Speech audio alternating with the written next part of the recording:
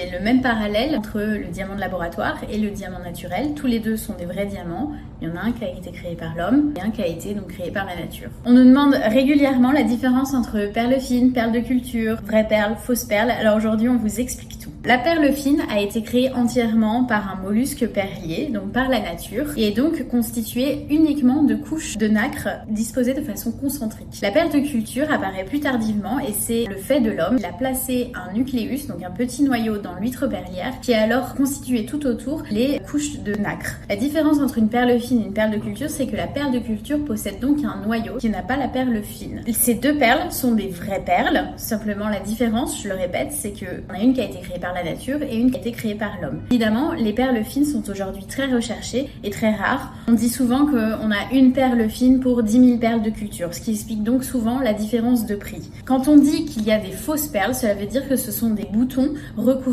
souvent d'éléments qui imitent la nacre. Ça peut être un mélange d'écailles de poisson, c'est ce qu'on avait sur les perles imitation à l'ancienne. Donc ça, ce sont de fausses perles qui n'ont malheureusement pas de valeur sur le marché de seconde main. Quand on a une perle fine, c'est important d'avoir un certificat du laboratoire français de gémologie où on retrouve la photo du bijou, le descriptif des perles, surtout leur diamètre, ce qui est important parce que plus la perle fine va être importante, plus le prix sera conséquent et qui va nous garantir qu'il n'y a donc pas de noyau dans ces perles, donc ce sont bien des perles fines.